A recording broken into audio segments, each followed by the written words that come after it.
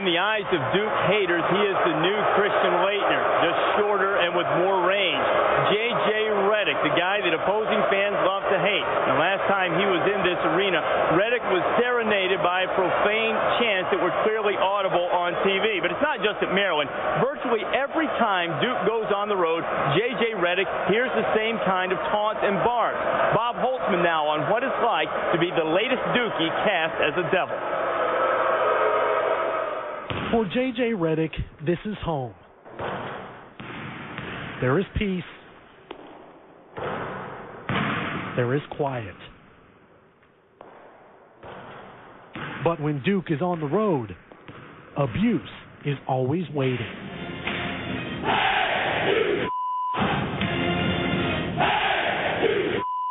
I'm amazed at some of the things that come out of college students' mouths directed towards me.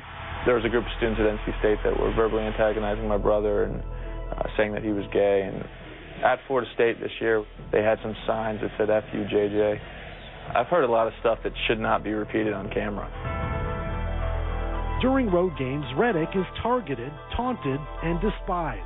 One fan sign had him only slightly less hated than Osama bin Laden. Sometimes the insults are written, sometimes spoken, but they're always personal.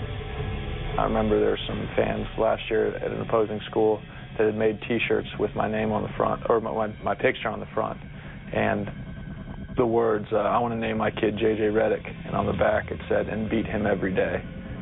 And then when we played Wake Forest, during the national anthem, someone yelled out, "F you, JJ," which I think is completely inappropriate to do during the national anthem. I think the worst episode was definitely at Maryland last year. January 21st, 2004, Reddick scored a game-high 26 in a win at Maryland. He made 5 of 6 threes and all 9 of his free throws. It was one of the best games of Reddick's season. It was also the most disturbing. That was the first time where I'd seen a reference to my little sister, who was 12 at the time, and somebody had made a sign saying that they had sex with her, which I thought was pretty gross, pretty sick and twisted.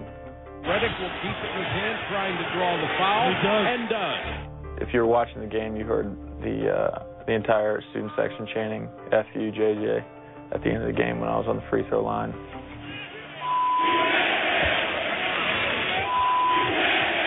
I think it's fair game to say, you stink, or you can't play, or you can't shoot, whatever you may say to attack a kid in his game and that venue. When you start to attack a kid personally, I think those are times that cross the line. How do you deal with this stuff? Well, I internalize things. I get angry. I get angry, just as much as the next person.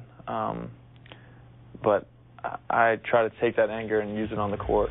Reddick says he doesn't know why he's become the villain of college basketball, that it might be because he's an average-looking guy who doesn't appear to be very athletic. There are other theories.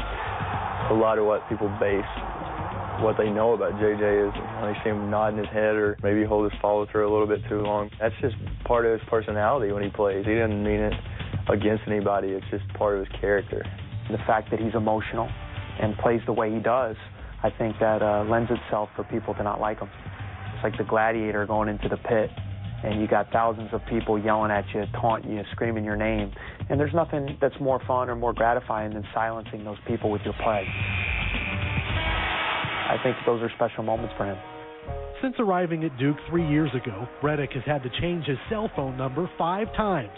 At one point last year, he says he got 50 to 75 calls a night, mostly from Maryland fans.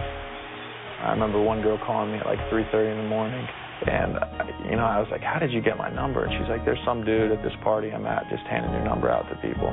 The amazing thing about that is, who has the time to just randomly call someone they don't know just to tell them that they suck or just to tell them that they hate them? Like get a life. November 5th, 2005.